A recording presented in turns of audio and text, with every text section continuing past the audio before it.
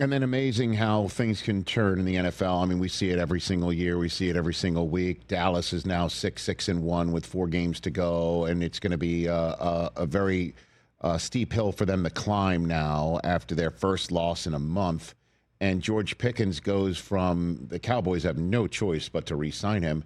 And then Richard Sherman giving voice on the post-game show last night to what a lot of people were observing during the game is, and what maybe some people in Pittsburgh were sort of Rick Dalton from Once Upon a Time in Hollywood jiffing, like pointing at the screen that's right there.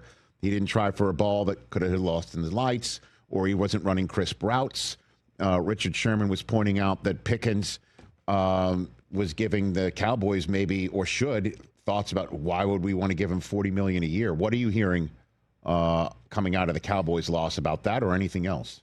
Tom. Well, certainly. I mean, George Pickens is a very rare talent physically, but there's a reason that he wasn't even a first-round pick. And it was the same things at Georgia that you saw in parts in Pittsburgh, and that, perhaps, and I'm not, inside that locker room in Dallas, but perhaps you saw some of those parts come up yesterday in terms of some of the, the mistakes that are made on the field. I've got no question that George Pickens is going to get a boatload of money. It might come in the form of a franchise tag in 2026. But you're right. I mean, people can look at the Steelers and go, well, why'd they, give that guy away for a third-round pick? Well, number one, they just acquired DK Metcalf, and you were probably not going to have those two guys together in the same receiver room. Number two, Aaron Rodgers really values guys who he knows exactly where they're going to be on the field. Pickens' style, his play style may not be a great fit with Rodgers. And then the other part of it is this is kind of how the Steelers, Rich, have operated for a long time at wide receiver. And Mike Tomlin deserves a lot of credit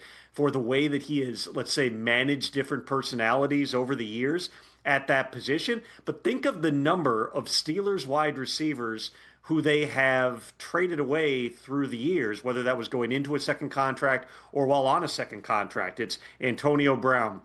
It's Martavis Bryant.